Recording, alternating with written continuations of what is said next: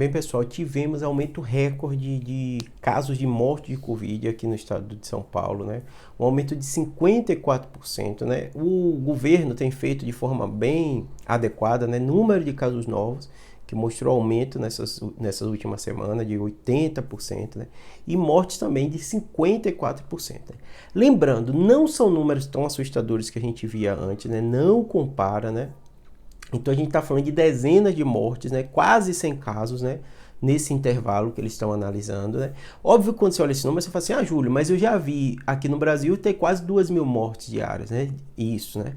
Mas, se a gente pega um estado como São Paulo, que é populoso, e a gente pensa que é uma doença que é prevenível, tem como você prevenir tomando vacina, uma população que não está de forma adequada vacinada, e que são vidas, que eu falei até aqui, fiz um vídeo recente falando da população pediátrica, né? Que no Brasil, toda semana, 6 crianças estão morrendo por Covid, né? Quando se pensa um estado como São Paulo, você tem perto de 100 pessoas, né? Semanalmente, né?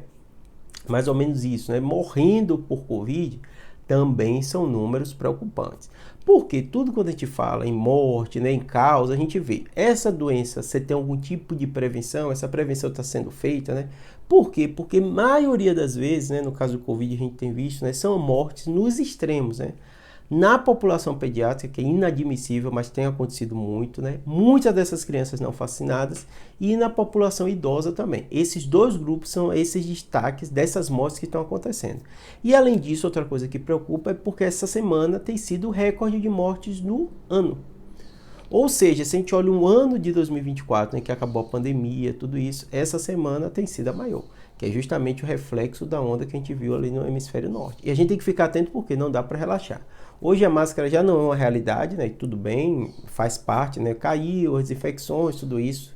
Mas pessoas com sintoma teriam que usar máscara. A gente já não vê isso, não é incomum você ver na rua, em vários locais, a pessoa espirrando, com coriza, com tudo, sem máscara alguma e possivelmente tendo Covid, porque Covid ainda é da doença que mais tem casos novos, que mais interna.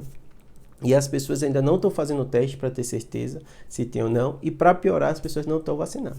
Ou seja, Júlio, a gente vai voltar àqueles números? Não vamos voltar a números absurdos de Covid. É muito raro que isso aconteça. Medicina a gente brinca que não dá para dizer nem nunca nem sempre, né? Mas é raríssimo que aconteça. Porque as pessoas estão mais protegidas, muita gente tomou as vacinas, nem que não tenha tomado todos, mas tomou, muita gente pegou, a gente tem uma certa imunidade, a gente entende melhor o vírus. Então não vão acontecer novamente aqueles números absurdos de mortes.